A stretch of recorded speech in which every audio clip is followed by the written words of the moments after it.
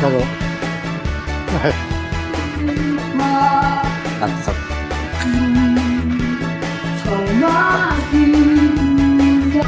Oh, Salam Pak Bu. iya gawanannya rokok. Tapi ada cukainya, Pak. Ada cukainya ya. Bayar pajak. Oh, bayar pajak Bapak, resmi Bapak. Tadi kan pasti ada. Ini produksi kita juga Pak.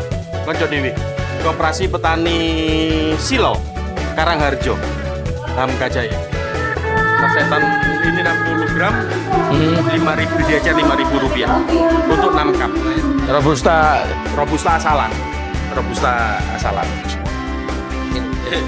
Gak campuran tapi ya. Campur Bapak, murah. Hah? Nggak campur, nggak mampu jual gitu.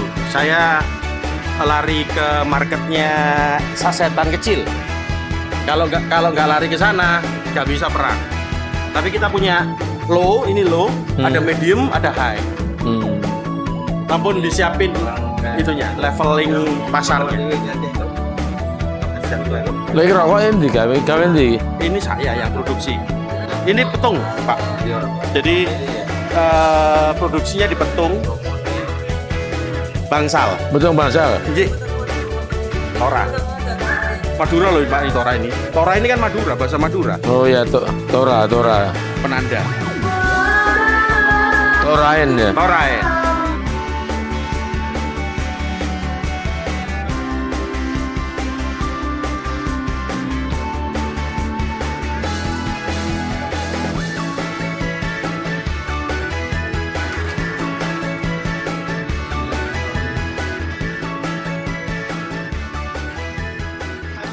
Kalau kita mau menyongsong era Indonesia Emas tahun 2045, yang kabarnya itu PDB kita akan setara dengan negara-negara kawasan, termasuk Singapura, Brunei, dan sebagainya. Apa iya dengan model pengupahan yang saat ini ada, kita akan mencapai PDB itu? Sementara komponen terbesar daripada PDB yang cukup signifikan yaitu belanja rumah tangga. Belanja rumah tangga itu akan berkorelasi langsung dengan pendapatan para pekerja atau kawan-kawan angkatan kerja. Nah kalau model begitu, apakah bisa kita akan menuju PDB yang akan setara dengan negara-negara yang kawasan? Saya punya satu pandangan ya. Utamanya saya bicara di Jember saja lah. Sebetulnya hubungan yang perlu dibangun bukan sekedar hubungan industrial atau buruh juragan begitu mestinya. Tapi bagaimana menggeser peran buruh tadi itu bisa naik kelas dalam konteks ya buruh itu menjadi entrepreneur juga gitu loh. Saya gambarkan begini. Mungkin secara sederhana konsep perhutanan sosial itu yang bisa kita adopsi. Artinya yang semula buruh-buruh kebun, buruh-buruh perhutani itu diberikan kesempatan dia untuk mengerjakan kawasan hutan itu dengan budidaya yang bisa dilakukan oleh masyarakat itu. Artinya yang semula buruh tadi itu bekerja untuk perhutani dengan konsep perhutanan sosial itu ya buruh tadi jadi petani. Kenapa tidak kita berpikir lahan perkebunan tadi kita serahkan saja kepada buruh-buruh kebun dengan konsep bagi hasil. Yang saya istilahkan ya buruh kebun naik kelas lah kan itu kira-kira. Jadi petani kebun kan gitu. Dan itu menunjukkan bahwa hubungan itu saling menguntungkan dan hubungan yang bisa saling menghormati kan gitu. Ini yang penting kan itu.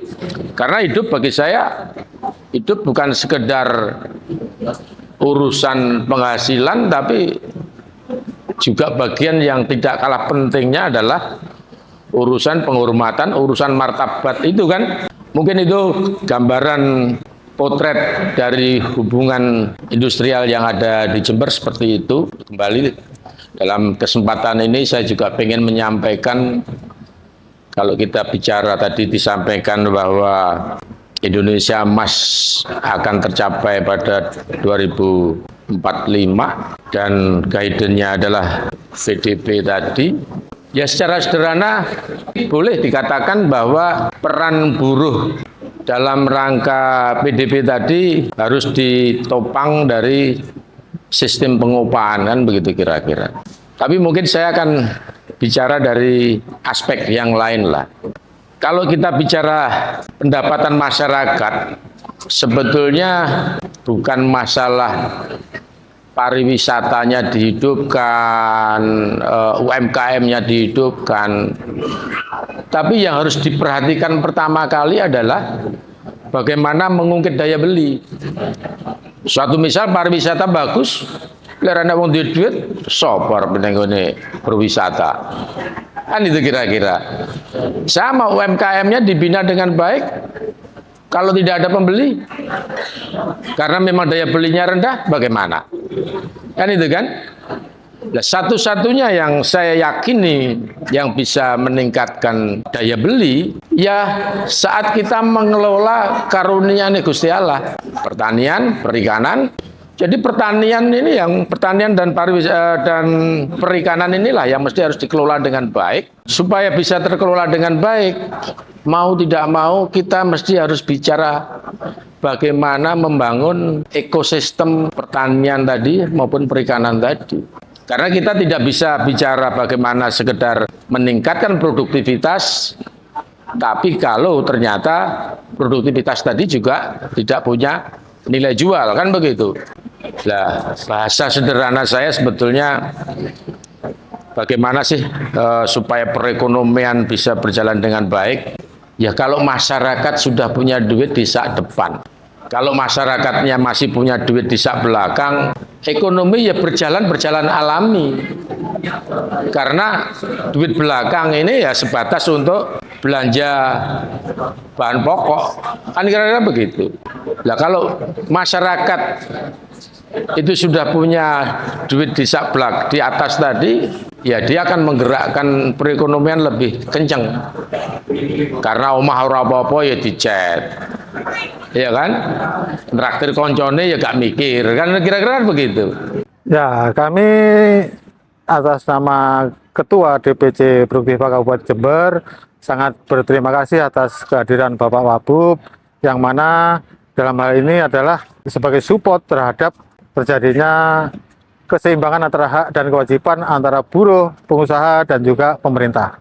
Ya, kami harap ada dukungan baik moral maupun spiritual dari Bapak Wabub, termasuk dalam hal ini pemerintah. Harapannya akan ada sinergitas antara buruh, pemerintah, dan pengusaha, sehingga kedepannya terjadi suasana ketenagakerjaan yang kondusif. Produktiva Bisa.